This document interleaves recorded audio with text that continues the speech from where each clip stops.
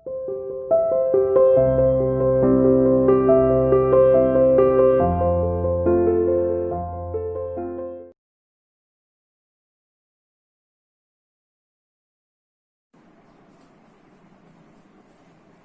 Student, welcome to CR international online classes.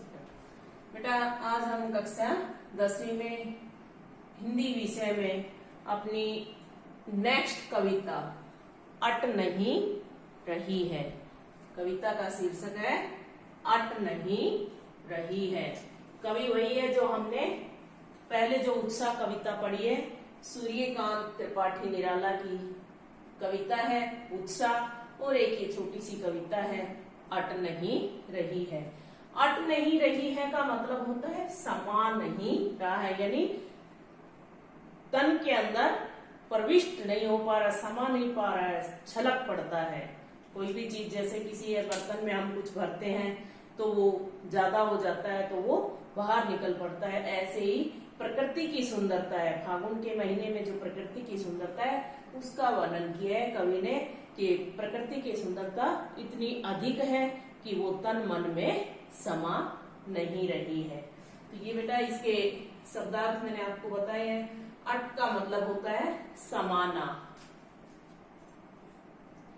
आभा सुंदरता, नभ आकाश, उर हृदय, मंद गंध धीमी धीमी सुगंध, पुष्पमाल फूलों की माला, पाट पाट जगह जगह, शोभाश्री सुंदरता से परिपूर्ण, और पट का मतलब होता है नए समाना।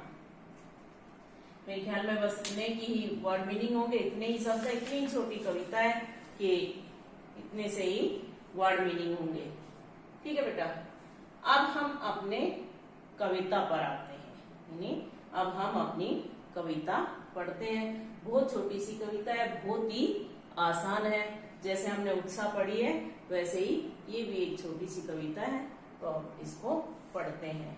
तो कवि क्या कहते हैं, यानी सूर्यकांत त्रिपाठी निराला जी क्या कहते हैं कि अट नहीं रही है आभा फागुन की, तन सट नहीं रही है, कहीं सांस लेते हो घर घर भर देते हो, उड़ने को नभ में तुम पर पर कर देते हो, आंख हटाता हूं तो हट नहीं रही है, पत्तों से लदी डाल कहीं हरी कहीं लाल, कहीं पड़ी है उर में मंद गंध पुष्पमाल, पाट पाट शोभा श्री पट नहीं रही है। देखिए कवि इस कविता में हमें क्या बताना चाहते हैं वो देखिए। अब हम इसका भावार्थ पढ़ेंगे।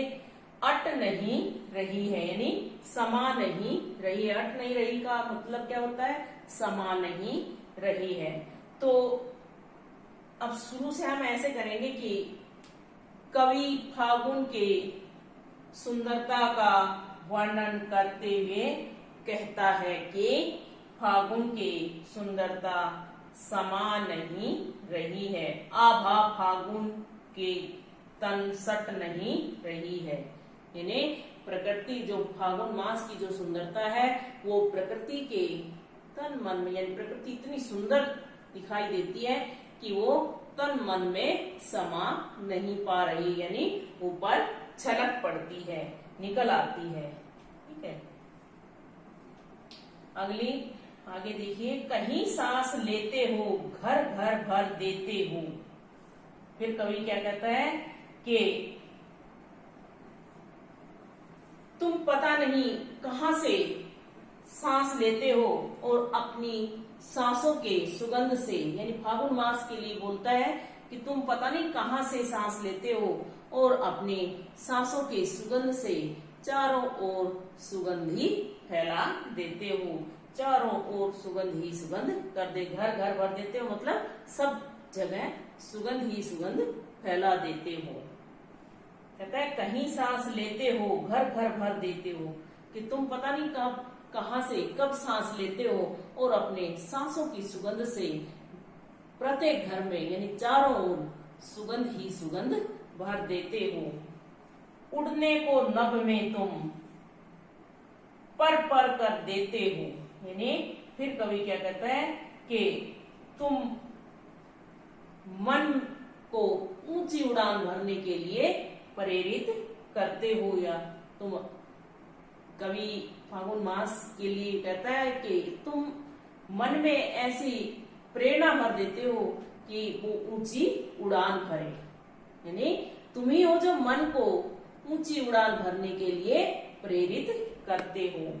यानी उड़ने को नभ में, नभ में नहीं आकाश में, पर कर देते हो कि तुम आकाश में उड़ने के लिए, ऊंची उड़ान भरने के लिए मन को प्रेरित करते हो या मन में प्रेरणा भर देते हो। कहने का मतलब क्या है कि जो भी हम काम करें उसे मन लगाकर करें ताकि हमें सफलता प्राप्त हो। अगली पंक्ति देखिए कि आंख हटाता हूं तो हट नहीं रही है, यानी वो सुंदरता इतनी अधिक है कि मैं उस सुंदरता की तरफ से चाहकर भी अगर मैं अपनी आंख वहां से अपनी नजर को फेरना चाहूं तो भी नहीं फेर सकता, क्योंकि इतनी सुंदरता है कि मैं मजबूर हूं कि अपनी आंखों को उधर से, अपनी दृष्टि को उधर से हटा नहीं सकता। आगे,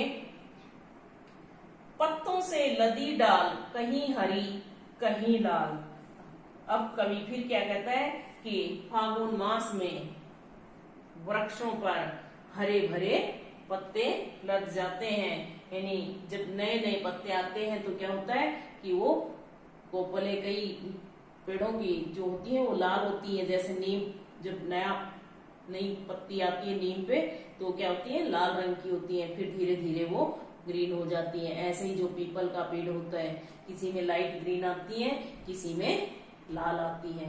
तो इसलिए कवि कहता है कि कहीं हरी कहीं लाल, यानी जब फागुन मास जब होता है तो उस समय पेड़ पौधों पर पत्तियों से, पेड़ पौधे जो पत्तियों से लग जाते हैं और वो क्या होता है कि वो कोई लाल होती है और कोई हरी होती है।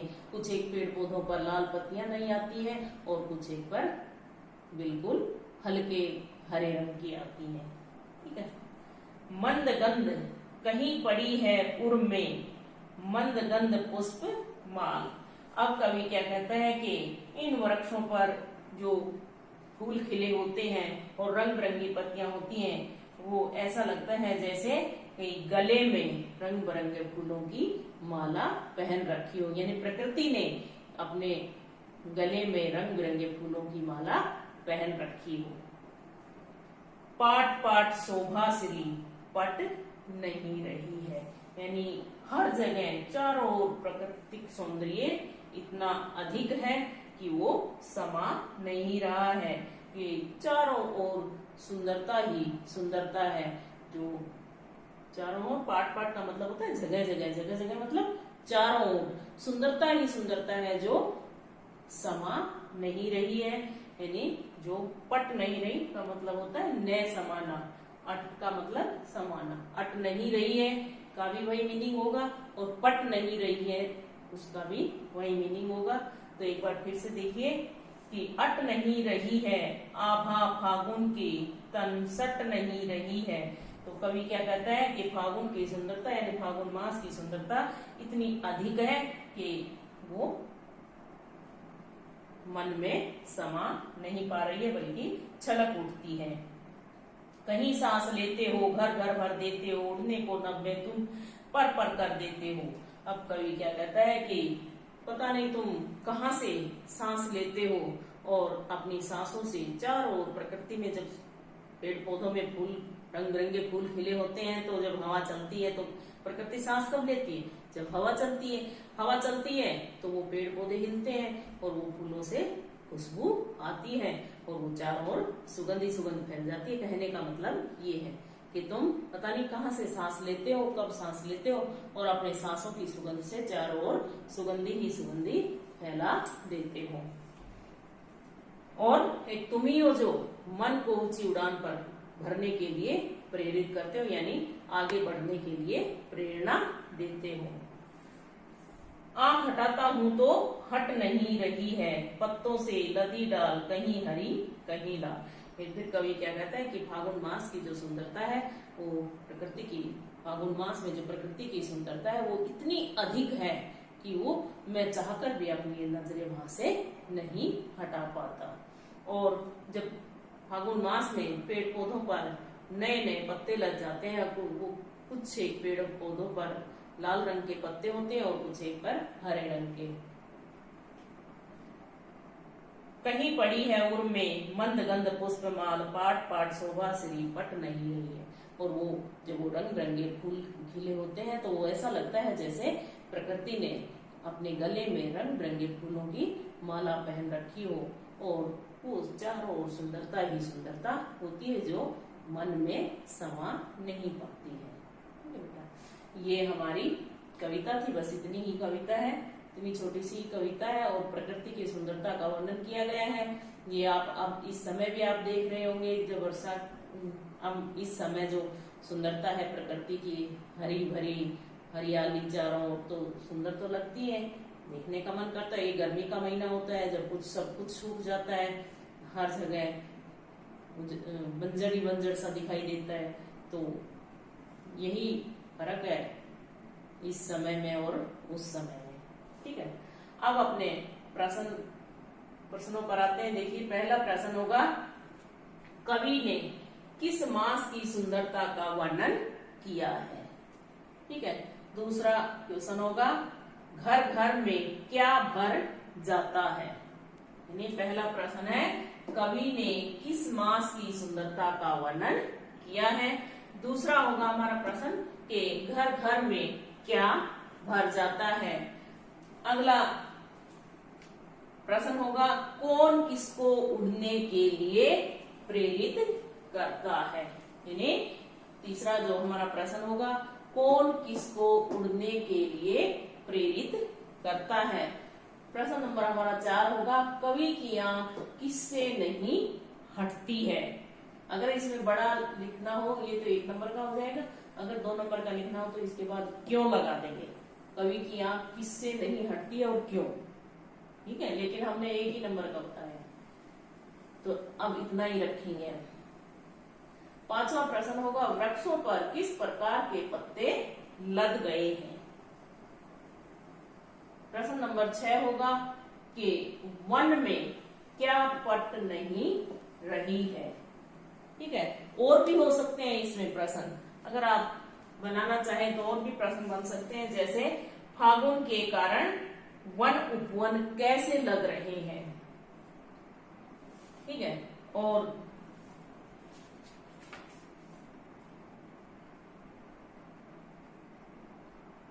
मानव के तन पर फागुन की आभा का क्या प्रभाव पड़ रहा है।